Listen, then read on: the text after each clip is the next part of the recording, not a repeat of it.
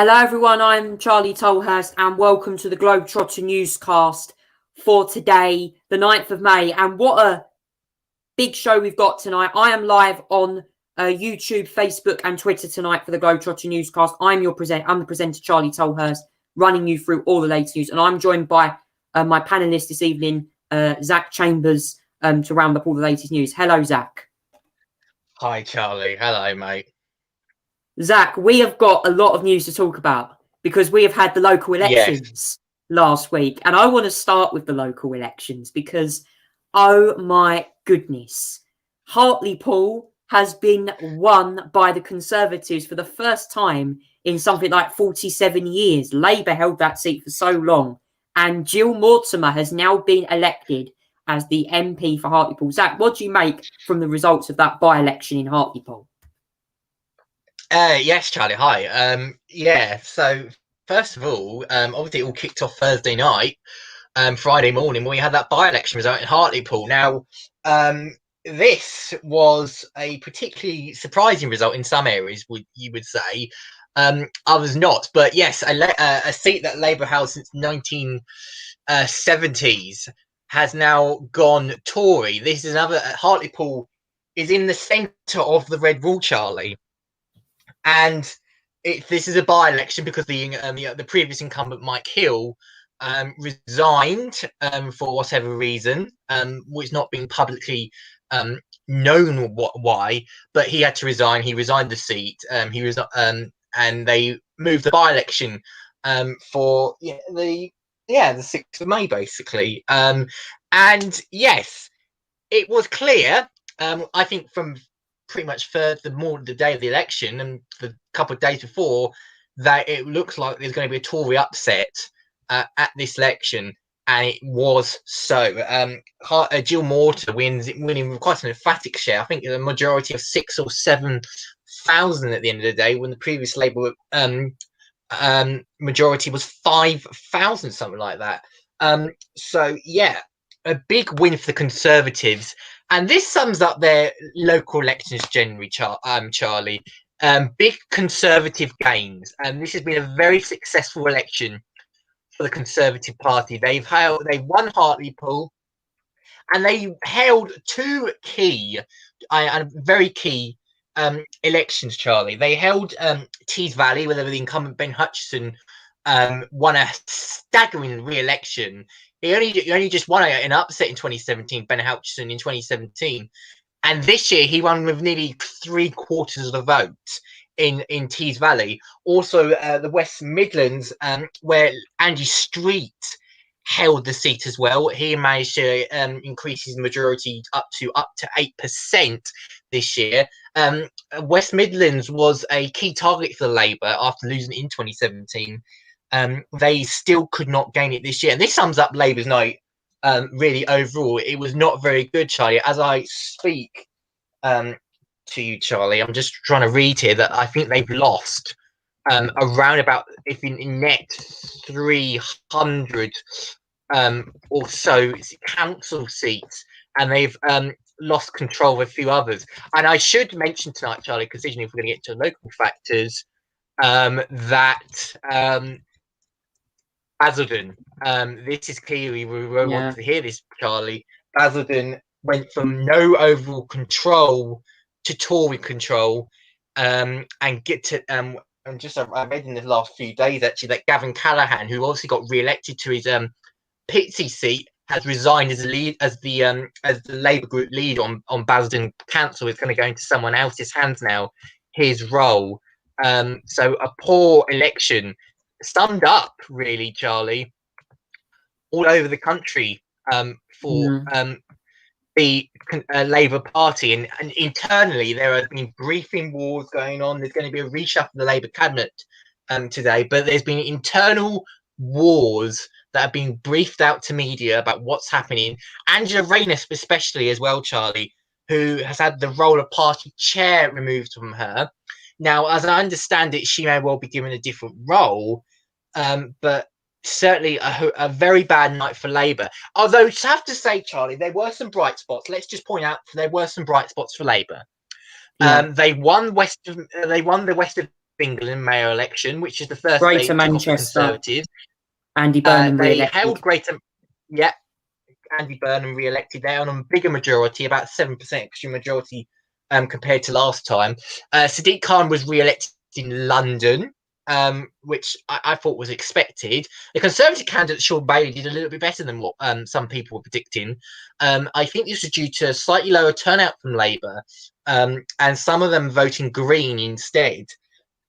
Interesting on that one, not to analyse it, but there was a lot lower turnout this election in the Mayor of London election.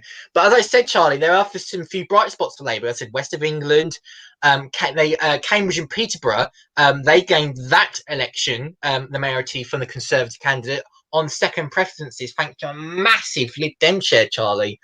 And as well, one of the other success, Charlie, no doubt the biggest success for Labour, no doubt on election night, was Wales, where they managed to Mark Drakeford was successfully re-elected to become First Minister of Wales there as well, Charlie. They gained an extra seat, but they managed to the vote share held up so well for the Labour Party that there's an incumbent boost, because Mark Drakeford's a well-known figure in Wales, and he did very, very well. And that was the bright spot. But he actually gained. Labour made inroads in Wales rather than go backwards. It's a significantly different site compared to what Labour were when they lost council seat. They lost control of Dudley Council. They went further back in Dudley. They didn't make progress in Thurrock.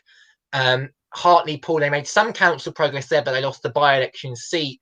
They lost control of County Durham, which has been Labour for many, many years now, as well. But Derby, Dudley, Wolverhampton councils lost to the to an overall call or Tories. Conservatives, not, as I said, they didn't have the greatest night ever in some areas. They're losing something in the south, Charlie. I've noticed this. They've lost control of Cambridgeshire Council. They've lost control of Oxfordshire Council. Lib Dems making inroads there. But in Dudley, Conservative took control of Dudley.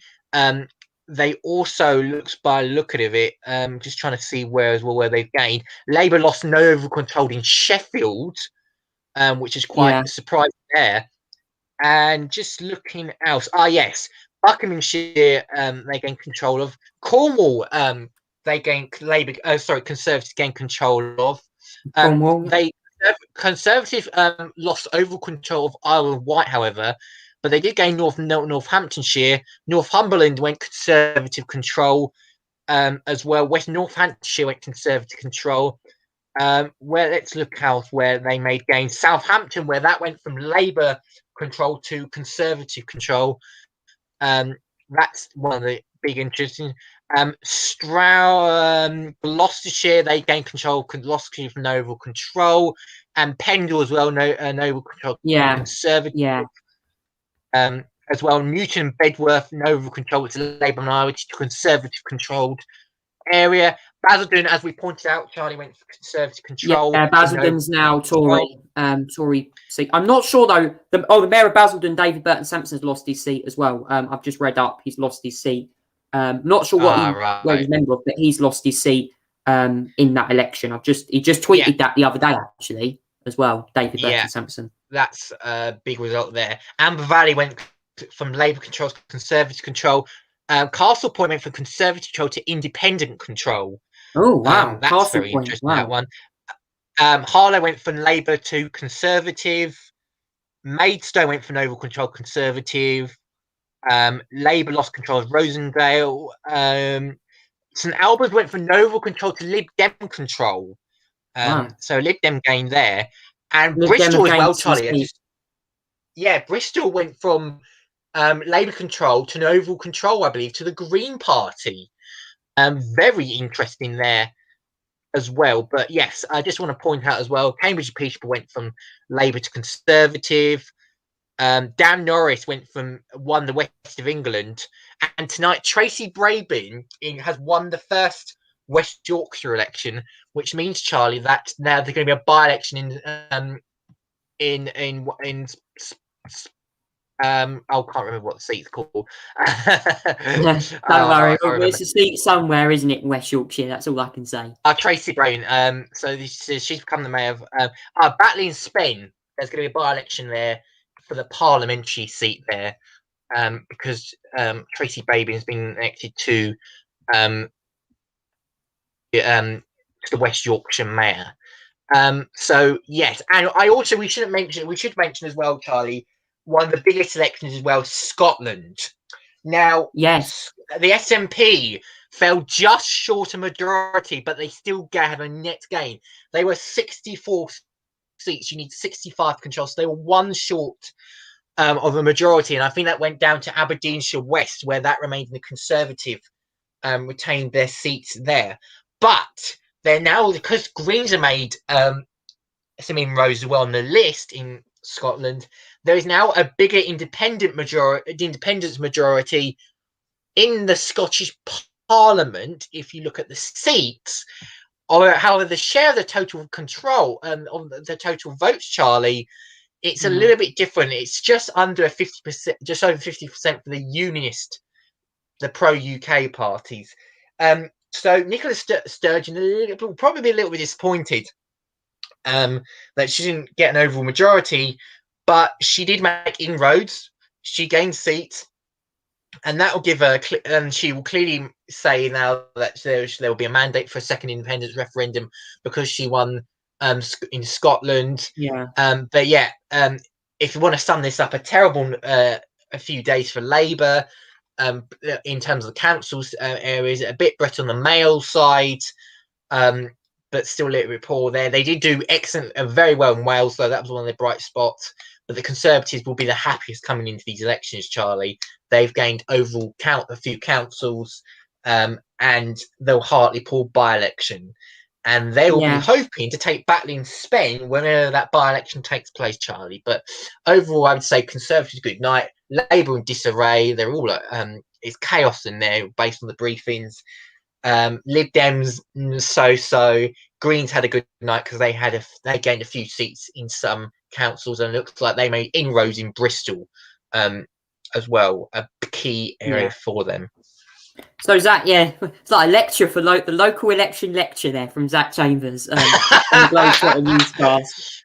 Yeah, brilliant. Well, thanks, Zach, for summing that up there. I just want to say, obviously, to the Conservatives, a huge congratulations for winning a lot of the candidate for winning seats, especially Jill Mortimer in the Hartlepool by-election, because that's the first time that a Conservative in that area has been elected for about 47 years. A Labour seat for ages, Hartlepool. Yeah. Big area. But I just want to touch on as well, Basildon, that's now Tory. Andy Burnham re-elected as Greater Manchester. Sadiq Khan winning the Mayor of London race. And in Scotland, I was just going to touch on that. I think Angus Robertson was elected in one of the key areas in Scotland. Not sure where Edinburgh it was. Edinburgh Central, Charlie. Edinburgh Central, where Angus Robertson was elected. That, by the way, Charlie, is Ruth Davidson's old seat. That's been Tory for years. This year it went SNP. Now, if Ruth Davidson held that seat for many years, obviously she stood down for this election because she's going to go to the House of Lords soon. But that's an SNP gained Ruth Davidson's old seat, basically.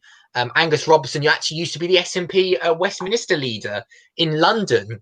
So it's a big gain there for the SNP. But that's where you're going to touch on, Charlie. But that's where the SNP have gained this evening. That a few days ago, Edinburgh Central is where Ruth Davidson lost her old seat. I was Edinburgh Central. Apologies that I've made apologies for the seat. Edinburgh Central, right. Big seat that for Angus Robertson and the SNP. And Zach, as the SNP have fallen short of a majority, will they still have to because obviously I remember in 2010 when the Conservatives fell short of a majority, Nick Clegg had to team up with David Cameron the Conservatives had to get someone else from another party to be Deputy Prime Minister. Do you think in Scotland that's going to happen, or do you think John Swinney will still stay on as Deputy First Minister? I think what will happen, Charlie, is that there'll be definitely be probably another SNP and Green coalition, like there is today. So prior to this parliament, it was an SNP and Green on a coalition deal. It will probably be the same thing, but they will have the SNP and the Green coalition will have a bigger majority this time around, because the Greens gained 2 seats, the SNP about 3 or 4 gained 3 to 4 seats. Overall, so they will have a bigger majority combined. So it's likely it's more than certain be an SNP Green coalition in Scotland again. On a they support independence, both parties, and there's a few areas that are Greens, although the Greens will push more on climate stuff. They won't always agree on it, but yeah, it'll be an SNP Green coalition again. Probably. Zach, what did you make of Anna Sawal's campaign in Scotland, the Labour Party member in Scotland? What did you make of his campaigning throughout the elections? Well, I think Anna Sawal will probably be a little bit disappointed with his election. I mean, he lost 2 seats. His party lost 2 seats. I suppose it happens when you don't have a good list seat. You have to be allocated lists, and they didn't do as well on the lists as they normally did, so they were only in 3rd place behind the Tories. But I don't think there's an appetite within Scottish Labour for him to go anywhere, because I think he's going to be well put. I think that he's very popular as a leader. It's just the party that seems to be the problem at the moment, Charlie. But Anna Sawal seems to be impressing a few Scottish people, and his popularity remains quite high. So he's run a very positive campaign, if you think about it, focusing on Scottish recovery, education, all that sort of things. So he's run a positive campaign. I can't see him going anywhere despite losing 2 seats. I think he ran a positive campaign, and there will be an appetite, Charlie, for him to continue and to develop the party in going into the future. Whether he makes that much inroads will be yet to see. Yeah, it's going to be interesting, Zach, for Anna Sawal. Obviously, it's interesting how Labour got on. I would have thought Labour and the SNP, because I read up the other day, Sturgeon was thinking of teaming up with Labour on some key issues, but it sounds like the Greens might be getting in on the act. So we'll see how that gets on. But that is the roundup for the local elections here in the UK. I'm sure you can check on the news. All the news broadcasting stations, BBC, Sky, all of them will have the polls for the local elections. And yeah, it's been the biggest election outside of the general election in the UK for quite some time. So yeah, but we're going to move on now from politics for now. Back to that later. We're going to talk more about COVID later. Motorsport, Zach. Formula One heading to Spain. Formula E heading to Monaco. 2 big famous F1 circuits. We'll start with the Spanish Grand Prix. Quiet race all round. Lewis Hamilton winning the race and claiming his 100th pole position in F1 as well. What do you make of the weekend? Yeah, we got to start with that, Charlie, because 100th pole position, that's simply incredible. That's bigger. That's if you combine some teams basically win victories and pole positions, then they wouldn't be near Lewis Hamilton's 100 pole positions. That's staggering. And he pulled it out of the bag because it appears that the fastest lap was on the first run in Q3 again, Charlie. No one was able to prove on their second runs, and that seems to be a bit of a habit recently, Charlie. I don't know whether it's the tyres that are not up for second runs or anything like that, but everyone seems to be doing better in the first runs. But Lewis Hamilton definitely, putting out the bag and qualifying. In the race, however, it was even more supreme because he was behind most for quite a bit of the race, Charlie. He got overtaken at the first corner by Max Verstappen. What a great move that was from Max Verstappen in the first corner. And then, rather interestingly, during the middle of the race, it looked like everyone's going to do a one stop and everything like that because we had a safety car for Yuki Tsunoda breaking down at the newly reprofiled turn 10. But Hamilton did Mercedes decided to do a strategy similar to what they did in 2019 Hungary, where they would basically switch to a new set of mediums, which is, by the way, which is probably one of their favourite tyres all race, by the way. Mercedes got very strong traditionally on the medium tyres, and trying to work his way up the field and pass Verstappen on the last couple of laps. That was very successful once again, Charlie, and that was the key to Hamilton's victory. A two-stop strategy rather than going on in the mediums and struggling, worrying about saving your tyres. That was key to victory. And he did so well. The Mercedes team spot on the strategy, Charlie. I'm surprised Red Bull didn't bring in Verstappen and go for the softs or something like that. To be fair, for a second stop, I'm surprised Red Bull didn't respond. But anyway, nevertheless, Charlie, a big win for Lewis Hamilton. Nevertheless, because he mastered that strategy. Yeah. Verstappen was second. Bottas, who did hold Hamilton up a little bit, finished in third. Charles Leclerc, fourth for Ferrari. A really strong showing, Zach, from Ferrari, who looked really strong on the medium tyres on Friday last week. Yes. Ferrari had Leclerc's been strong this weekend, definitely. I would say he had a good qualifying. Much better qualifying this weekend. He also had a strong race as well. No denying that as well. He had a very strong race. We made that medium tyre work. And, he was in the right place, right time. And he's the pace of the Ferrari this week has been very good. They're getting there, Charlie. Definitely getting there in terms of race pace. And that medium tyre work. So Leclerc fourth. Very impressive race for him, I thought. Yeah. It was a great race from Charles Leclerc. A really strong showing for Ferrari this weekend as well. I'm just going to go over the results quickly from the top five. So Hamilton won, Verstappen second, Bottas third, Leclerc fourth, Perez fifth. Just getting more of the standings up now. Ricciardo sixth, decent showing from Ricciardo, who finished in P6 as well. In more of the top 10 now, we have Ricciardo, Sainz for Ferrari in 7th, Sainz Jr., Lando Norris 8th, Esteban Ocon 9th, Pierre Gasly completing the points for AlphaTauri. By the way, Gasly started outside the top 10. And Zach, what teams were the big winners and losers from the Spanish Grand Prix weekend, do you think? So I would say that the big, obviously, Mercedes, with their excellent strategy, no doubt about it. They took a risk, it worked.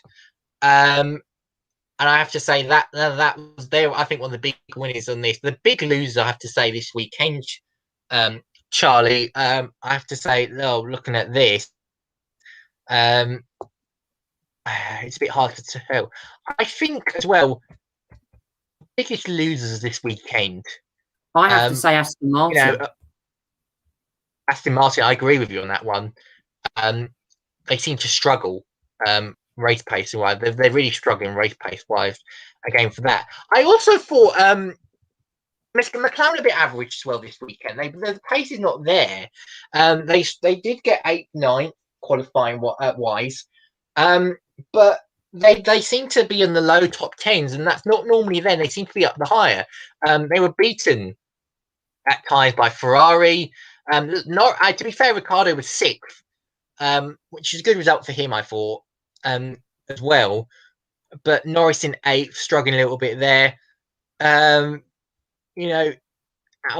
struggled a little bit as well. Alpine, they did get a point indeed. 2 points actually for Esteban Ocon, 1 for Gasly. But definitely, I would say the Aston Martin is really struggling this weekend, Charlie. Definitely.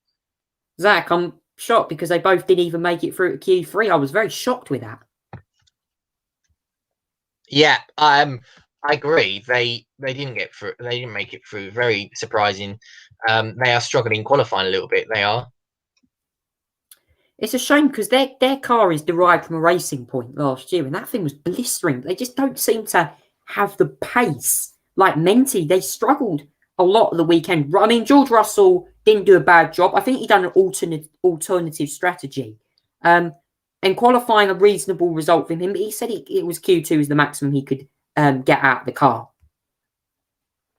Yeah, absolutely. Mr. George Russell was known as Mr. Saturday in the F1 paddock because he's so good on the Saturday. He completely outperforms his teammate and outperforms that Williams half the time. Williams' car has slightly improved. Can't deny that. But he outperformed the car this weekend, I have to say, on the Williams side. He tried to try the alternative strategy, but it did struggle throughout the race chart. And that's where the weakness is at the moment for Williams. Their race pace seems to be not as good as their qualifying pace. That's a trend that seems to have continued this year alone for Williams. So that's not great, but there's going to be work to progress to do on that for Williams. Before I move on to Formula E, Zach, what did you make of Nikita Mazepin's weekend in the Haas? It was very topsy-turvy for him, wasn't it? Yeah. Nikita Mazepin had a Nikita Mazepin moment in practice one. And do you know what? Right. Okay. I think this sums it up. I'm going to try and find a comment. Right. Okay. I'm going to try. I know this is somewhere. I'm just going to scroll down and look for this. This is going to take me a little while. Do bear with me. But I think it's something Nikita Mazepin. And obviously Nikita Mazepin, he comes, I think the thing is with him,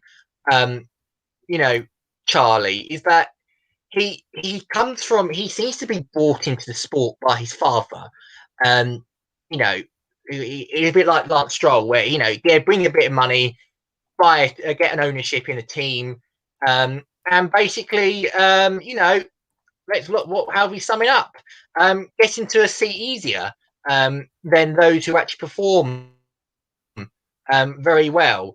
And that's pretty much summed it up for Nikita Mazepin. Here we go.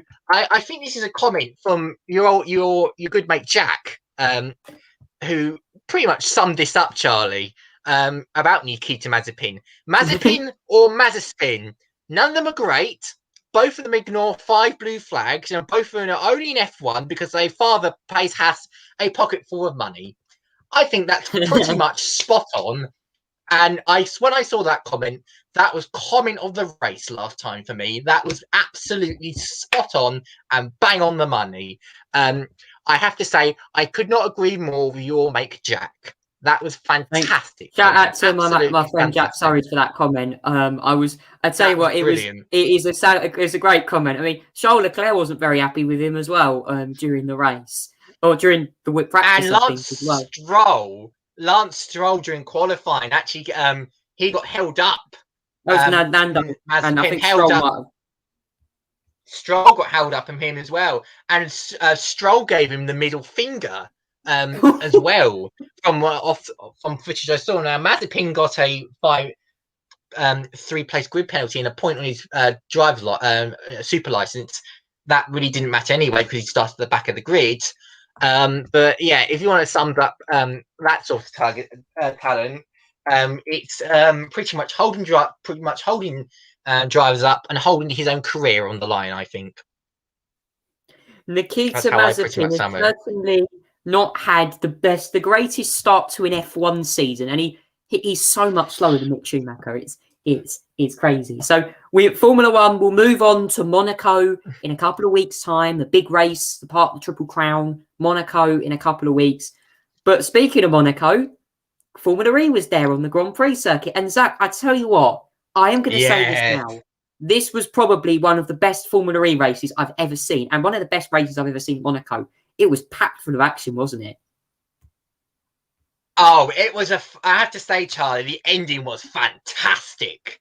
It really was fantastic, Charlie. Antonio Felix Acosta on the last lap, getting rid of Robin Frijns at turn 10. Brilliant, absolutely brilliant ending to the race. And Robin Frijns second, Mitch Evans third as well, got onto the podium. It was so exciting. That was such a great finish. Now, it wasn't the carnage it was like last time out, where everyone started to run out of battery, and there was someone from 15th came along to finish in the lead. It wasn't that.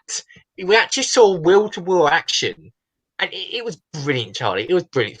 The Costa at the end, brilliant job. Absolutely brilliant job.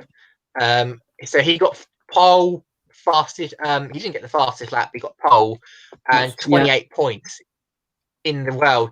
Poor weekend for the Jaguars this time around. It was only the single race, but poor weekend for them. Although mind you, I'd say Mitch Evans got third. Mitch Evans third. Third. Sorry, I do take that back. Actually, I don't know why. Mitch Evans did get third. I do take that back.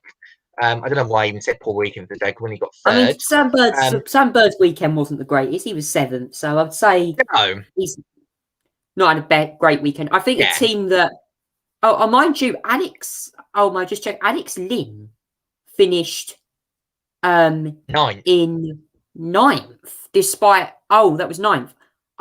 Someone went off early on in the race down at the hairpin. I thought that was him, or might have been his teammate. Yeah, you probably got that one wrong. Someone who, let me just tell you who didn't finish though. Both Mercedes. Alex Sims, René Rast. Yeah, neither the Mercedes, Stoffel Vandoorne, Nick de Vries. They are high up in the championship, unfortunately. That's the one who mentioned the poor weekend, actually. Wow, that was poor. That's terrible for them. Really bad weekend, Charlie, in terms of that side. So if we look at the championship, actually, Robert France is actually on to the lead by 5 points over Nick de Vries, Mitch Evans third, Costa fourth, Sam Bird fifth, Robin France 62, Nick de Vries 57, Mitch Evans 54. So the top four are separated by 10 points. So it's still very close. And if we look at the actual team standing, Charlie, then here we are.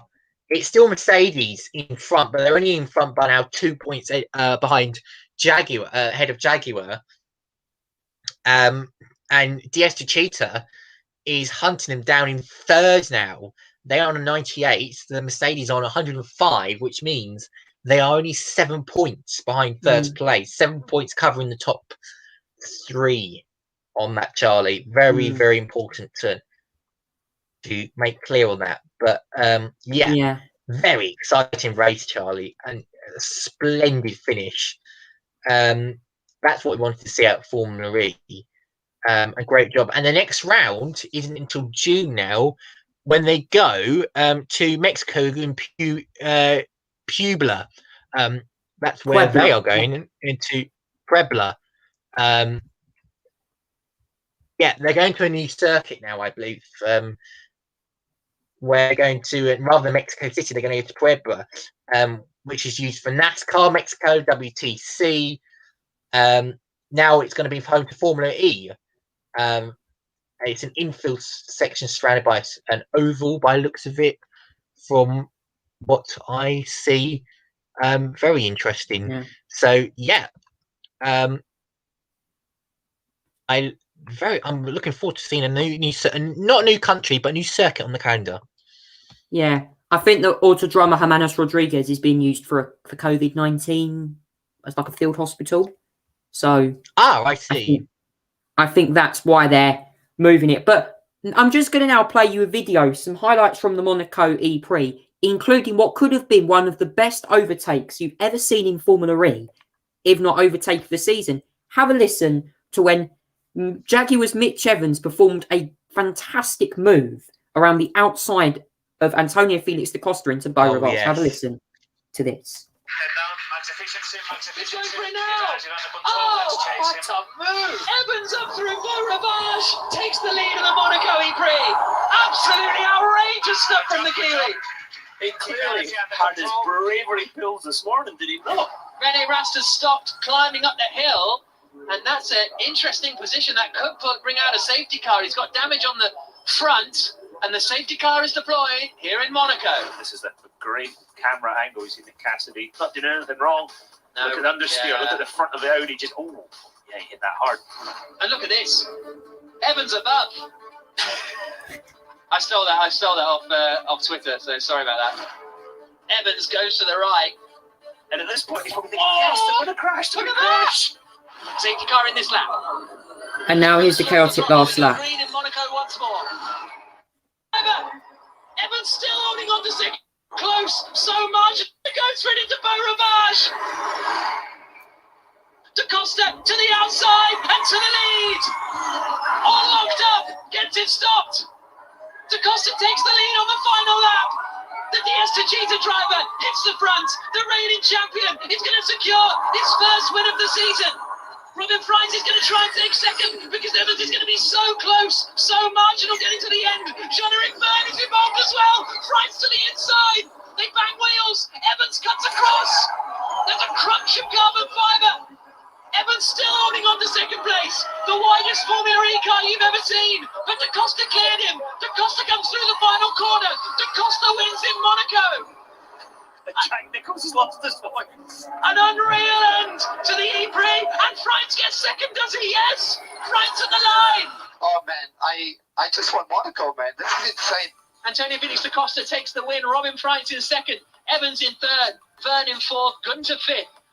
Neither Mercedes-Benz finishing that race. There you go. There's the results.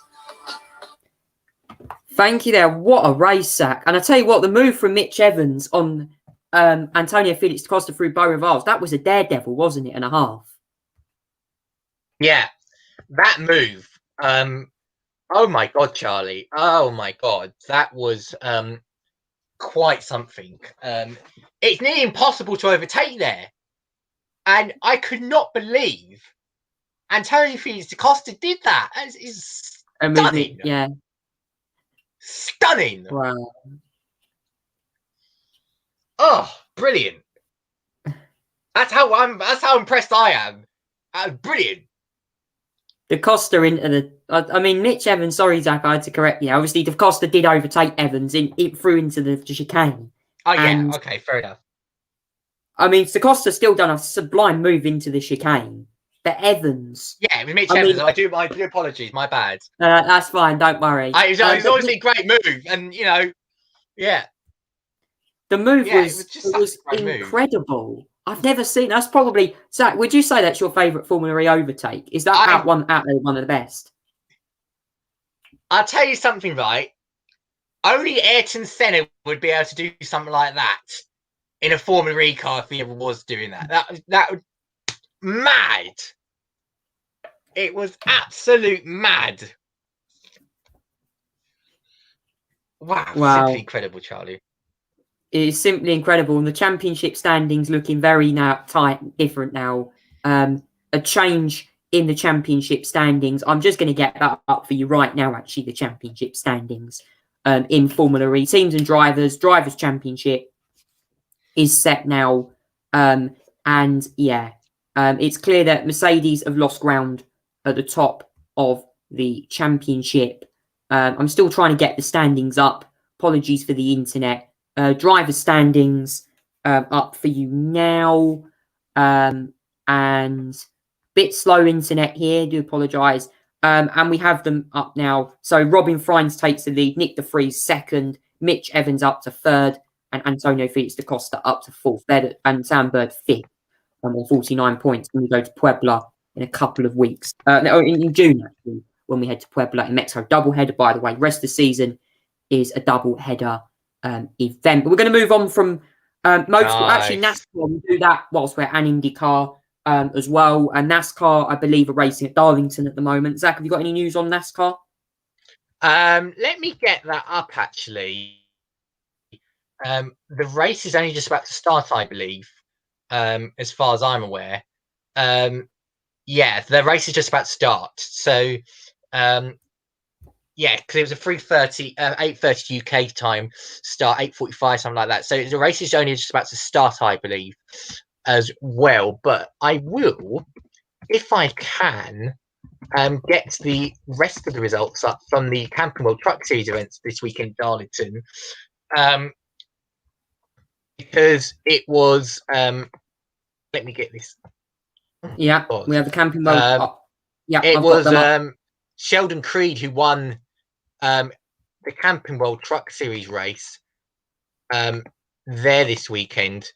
And it was Justin Allgaier who won the Xfinity. We're going to wait for the Truck Series race to begin today, but let me also go back and go to the Kansas race last week. Kansas, yeah, Kyle Busch claiming the win. Ahead of Kevin Harvick, Brad Keselowski, Di Benedetto, and Chase Elliott there as the top 5 at Kansas. So big win for Kyle Busch there out at Kansas. Yeah. After then, I think after Darlington, I believe they go to Dover. That's where they head to after that. And then, of course, we go to COTA on the 23rd of May, Circuit the Americas. That's a new race, by the way. That is a new race, by the way. And they've never gone to COTA before, I don't believe. So that's a new race, which is going to be very exciting to see.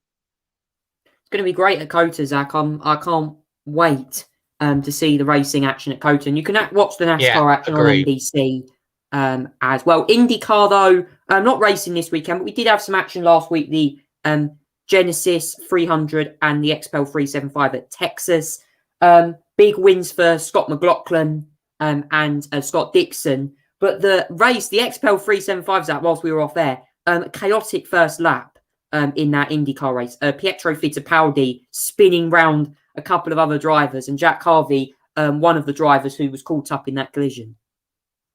Yeah, and on his roof, for good measure, Charlie, as well. They didn't get past the start line. They took about 6 drivers out. But Connor Daly was the one. Oh, Jack Harvey. Sorry, I can't remember which one of those two was the one that ended up on their roof of the cockpit. I have to say the halo, the windshield, the screen doing a good job on those cars, but it was a bit of a mess, to say the least, Charlie.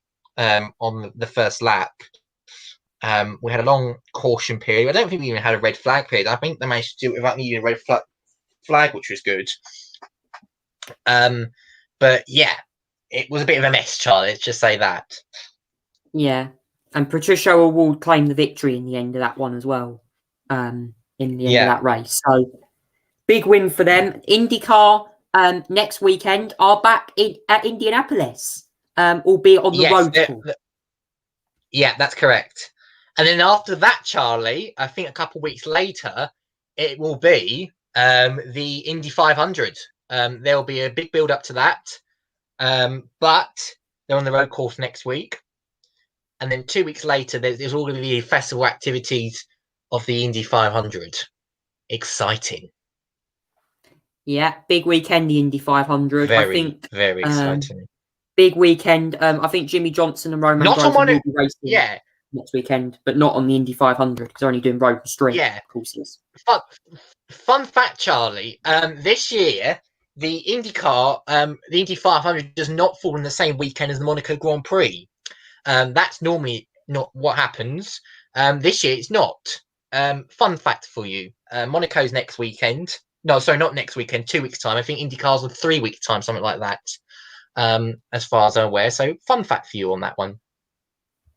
Yeah, so action from the Indianapolis 500 on the 30th of May, 105th running of the Indianapolis 500. Takuma Sato claiming the win there last year under caution after a horror crash for rookie Oliver Askew as well. So, we'll keep you posted on that. We're going to move on, Zach, now to COVID-19.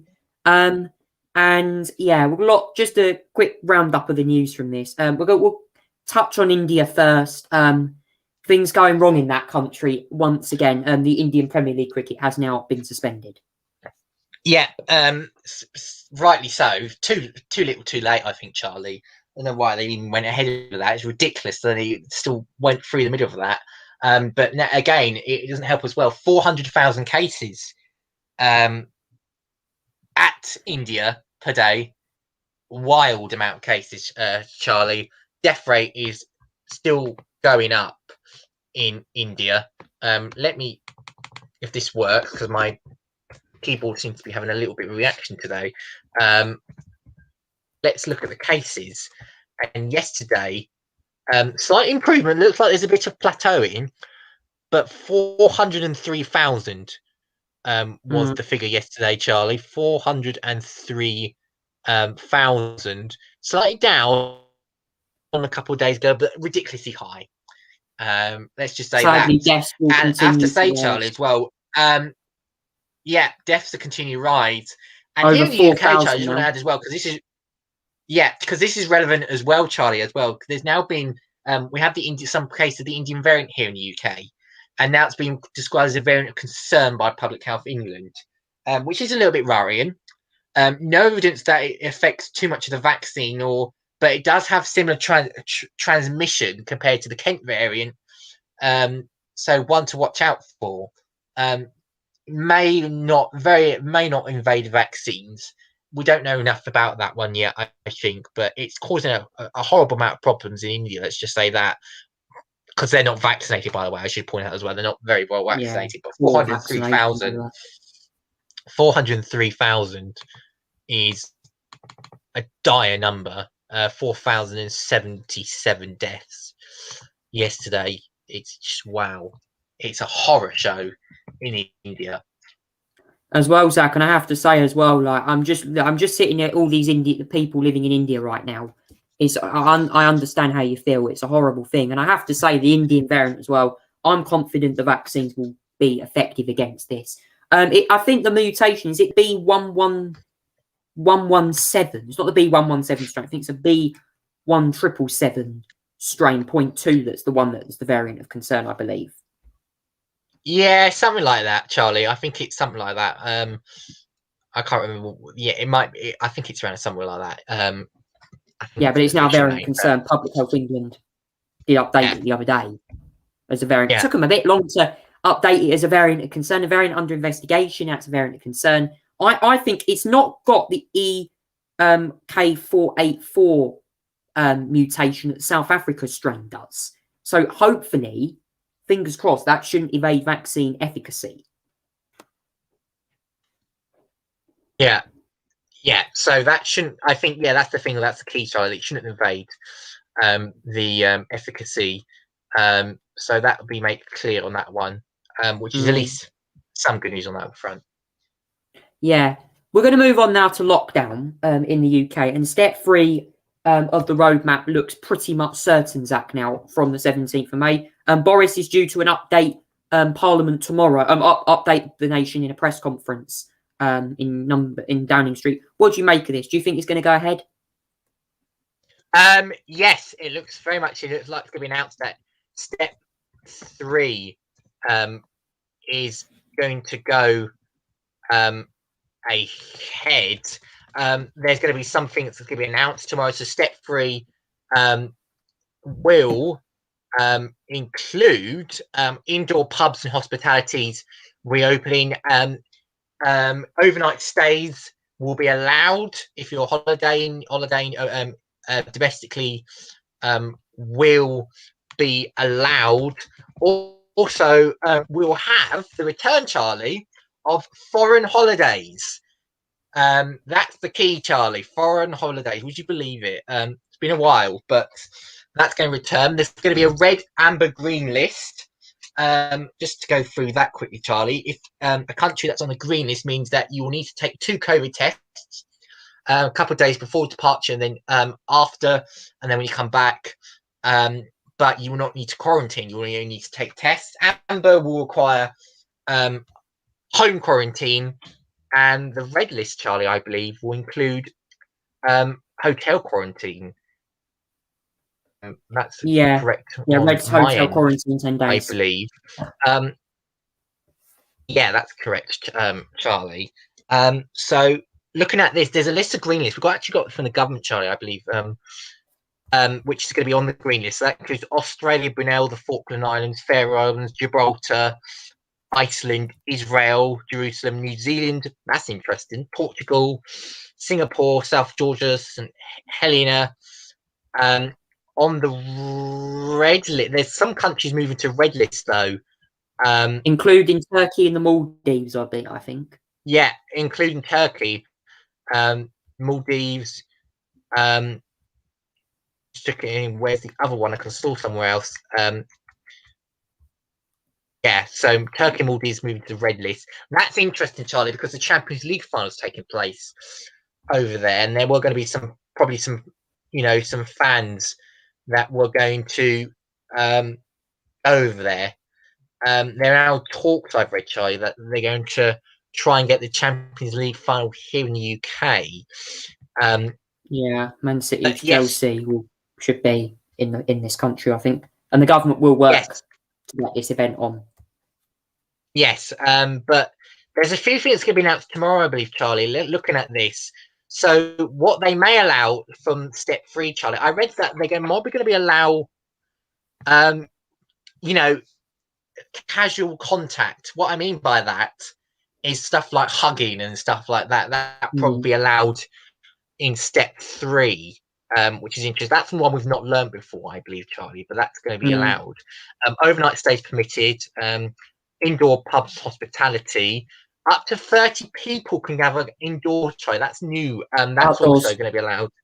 Oh, indoors as well. Wow. And outdoors. Sorry, outdoors. I do apologize. Outdoors only. Obviously, domestic holiday, foreign travel. No, the lift on funerals is going to be lifted as well, Charlie. There's going to be no legal limit on funerals now from step 3, which is interesting because that was going to be in step 4, but now that's going to be in step 3. That's interesting. That's a new development. Returns of football fans as well to stadiums, Charlie. As well, 4,000 or half full. Outdoors. In the largest areas, will be up to 10,000. In smallest areas, it'll be 4,000 or half full, quarter full, whichever's fewer. Large performances of sporting. I mean, indoors will be 1,000 or half full. There'll be some pilots as well, including, I believe, the FA Cup final as well, which there's going to be a pilot going on, I believe, this weekend for that as well. Sanoos and steam rooms can be open. Cinemas, museums, and kid play there is going to reopen, Charlie. Weddings will still be limited to 30, but not funerals. That's an interesting one. I have to say that's quite interesting that funerals will be unlimited in size, considering that's literally the death port. That's literally an area which death can happen from unlimited sizes. But it's the celebrations of a event can be a little bit restricted. That's a little bit weird on that one. I have to say a little bit inconsistent. But that's what's supposed to be announced tomorrow, I believe, Charlie, at a 5 p.m. press conference by the Prime Minister. Yeah, and Zach as well. I mean, obviously the lockdown. I'm kind of really glad to get pubs and indoor hospitality back open. I think that these businesses, hospitality, been hit so hard by the pandemic, especially COVID-19 as well. Now, what's going to be interesting is going ahead to June the 21st. Will the government announce these vaccine passports or COVID status certification, which has been driving some Tory backbench MPs and some Labour MPs up the wall? What do you make of this, if that was to even come true? Well, it may well happen. It looks like it's not going to happen in pubs and industry or supermarkets. That's not going to be problem. That's not going to happen by the looks of it in that area. It may well happen in, say, cinemas, big events. There will be vaccine. There will be proof of vaccines for the travel lists next week, Charlie. And there'll be you'll need to use NHS app for that. So there will be some proof needed for that to go abroad. But I can see it being used some form, which will probably enrage backbenchers on the COVID recovery group. They'll probably spring a line in the next few weeks. But this seems like it that may well happen beyond the June date, when they start scrapping social distancing, unlimited contact sort of events. I don't know, but that may well happen, I think, Charlie. And Zach as well, this big announcement tomorrow is going to be interesting. But I think as well, like, I think it's clear that the UK now needs to get out of this pandemic soon. Like this lockdown, it's now an endemic, this disease. And I think as well, Zach, it's very clear that what the government are going to do going forward from the 21st is going to be the big thing, isn't it? What do you expect is going to happen when more bigger events start happening? Yeah, so that's not until June. But you know, there'll be music festivals that go ahead. I think Reading and Leeds is still going to be taking place. It's going to be happening this year. Actually, I don't know whether Reading and Leeds is going to happen this year. I think that might be off. I can't remember. Let me look at what might happen this year. In terms of, it looks like, in terms of events, it looks like Wireless is still going to go ahead because of these, thanks to lifting these restrictions. I'm just looking at as well. There's going to be a lot of festivals. I think that some will definitely go ahead. Latitude, all that sort of thing as well. The Isle of Wight Festival looks like that will go ahead. Yeah. As well. So that's some events that's going to go ahead thanks to lifting of COVID restrictions. Maybe Christmas with family this year could be on the cards. I really hope that happens. Very likely. Very likely. Yeah, I think that's very likely, Charlie, to be fair. I mean, Zach, the last year has been really difficult for Brits living under COVID restrictions. So it's going to be interesting how we get on. I mean, in other countries, like in America as well, I've been hearing reports that Joe Biden is apparently changing course with some of this pandemic stuff about waiving some COVID patients. Do you know what that is? Yes, this is a big development, Charlie, because the waiving the COVID patient is big. So this is basically a supply of vaccine, right? Okay, that basically work around stuff so that vaccine can easily be distributed to some other countries. I don't know that's going to happen though, because it looks. That's on the agenda of the WTO meeting, although I don't think it's going to be happening because the likes of EU and Germany opposes those sorts of waivers, which is a bit of a shame, really. But they are necessary to get vaccines to poorer countries like India, like South Africa, Africa, and that sort of things, where it's impossible to get a full-flooded vaccine or even efficient vaccines. So it's a bit of a shame, really, because the US's idea is fantastic. It really is. It's fantastic. And it's well needed, but yet some countries like Germany are opposing it, which is a bit why really? It's an interesting one, Zach, isn't it? I just literally read it up in the press the other day that it was reported, and I found it out. Should COVID-19 with vaccines, should this be a global effort to donate vaccines to poorer countries? Hence, the UK has a massive supply of vaccines. Yes, it should be. It should have been there in the first place. It feels like it was diverged to go off their own thing at the first place. You know, it feels like some parts gone to national vaccine nationalism, and it feels like sometimes we haven't worked together as a globe to actually get helps out to the poor, because we're too focused on our lot. And now focusing on their own country is a priority, yes. But at a time when there's a surplus, you really should focus on, getting vaccines out to countries that can't really get a vaccine, really, rather than, some other areas. So, yeah, I think there needs to be better effort in that. It's interesting, Zach, isn't it? Because COVID-19 has damaged the lives of many people over the last year. And, I mean, some countries are struggling with vaccine rollouts, and they could really do with boosts. I mean, to finish this podcast off tonight on the subject of vaccines, how do you think the UK compares to other countries with the rollout of the vaccine deployment? Very well. They're probably one of the top in the world. You look at Israel, look at the UK, spectacularly well, the vaccine rollout.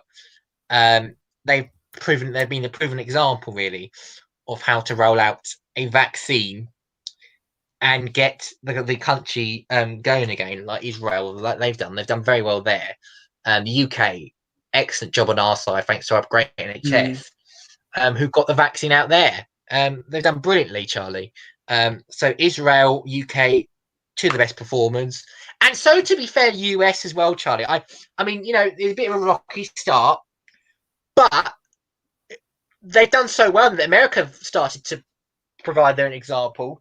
They're hoping to get 70% of Americans vaccinated by July the 4th, which would be released by their first dose, which would be quite something, Charlie. And that would be very good news, Charlie. It's excellent progress the US has made throughout the time. They've been a good example of how to get vaccinated and to provide a successful rollout. Yeah, and Zach, I mean, on the subject of vaccines, I mean, I understand what people are going through right now. There are some people who are having second doses of the Oxford AstraZeneca vaccine who are under the age of 40 and are a bit concerned about the latest change in the JCVI advice changing on under 40s being should be offered a different vaccine. Do you think this will still improve vaccine uptake potentially, considering this advice? Well, no. I mean, I don't think people should be too. I don't think they should put road too much. I just want to give out this bit free news for me. I'll be having my second dose of the AstraZeneca on Friday, Charlie, just to let you know, which is exciting on my end. So I'm under 40. And I had my first AstraZeneca dose before this advice came in. So I will be taking it anyway, Charlie. I'll be taking my second dose of this on Friday, happily. It's not banned. You can it's recommended that more or less, if you haven't had your first dose, that you'll be offered another Pfizer or Moderna, but it's not banned. So that's the main thing, Charlie. And that's there's less examples if you're in a second dose. There's less examples of side effects and everything like that in a second dose compared to a first. So, bit of news. I'm taking the vaccine, my second dose Friday. I really look forward to doing that. And I'll be having an easy weekend because of that. But nevertheless, I will be taking it. So should everyone else. I mean, Zach, as well, can I just say something before I wrap this up on the AstraZeneca vaccine? Yeah. Isn't it crazy why the EU restricts it restricts ages of the AstraZeneca vaccine under 60s in certain countries? In Germany, in France, it's like over 55s can have this. What is going on with the EU's restrictions of AstraZeneca vaccine to different age groups? I just find that a bit bizarre, to be honest. Yeah. Yeah, pretty much. It is bizarre, Charlie. I agree. It's pretty bizarre. They are also not renewing their contract with AstraZeneca. That's going to run out in June. So yeah, it was bizarre in the first place. It still is. We're doing it differently. Charlie, we're doing it differently in the UK. I mean, we're recommending that we're giving an alternative vaccine, but we're not banning it outright. That's the difference. We're not banning it outright. We're just recommending alternative. Recommended. That's the key word, Charlie. Recommended. Doesn't mean they're banned. If needed to be, that we can still plop in AstraZeneca and under 40. It's not totally banned, unlike other EU countries where they restrict it, which is a bit unfair because they are slightly overblown, I think, Charlie. But yeah, or simply ban it like what Denmark done. They banned exports of the AstraZeneca vaccine, which I found completely ridiculous, and made them go back into lockdown restrictions. So it's, I mean, Zach, as well, this Oxford AstraZeneca vaccine gets a lot of politicism from so many world leaders, particularly, I would even argue, in the United States and in some European countries, where this vaccine has been given a lot of politicism by scientists, by like sort of world leaders. Is it really? Should people politicise this vaccine from the UK? No, they should absolutely not. There should not be. There should be a difference between valid concerns, like the one you get in the blood clots in AstraZeneca and Johnson & Johnson. There's valid concerns about that. There's investigations on it. That's absolutely fine. I think the trouble is, some of it does get politicised, like the AstraZeneca, and then you get misinformation, disinformation, load of nonsense from ministers, especially French ministers, German ministers, who spread disinformation about this AstraZeneca vaccine. So they've politicised that. It's a shame, really, because it's an excellent vaccine, and people should be taking it. It's just that political numpties put it off. I mean, Zach, as well, this vaccine is what?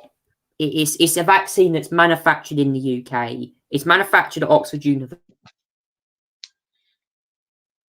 Yeah. AstraZeneca. I think people should understand. If people out there, I'm going to say this right now to all the anti-vaxxers out there, okay, who might be watching this Globetrotter Newscast live this evening on YouTube, Facebook, or Twitter.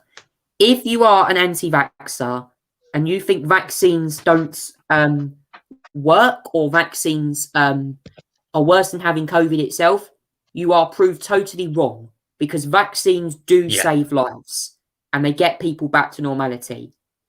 So it is very important that you take this vaccine, because all these people out there that go and protest and say vaccines are not effective, you are in turn putting the lives of millions of people at risk, and people should definitely take vaccines without a doubt. Zach, would you agree with that? I completely agree with you.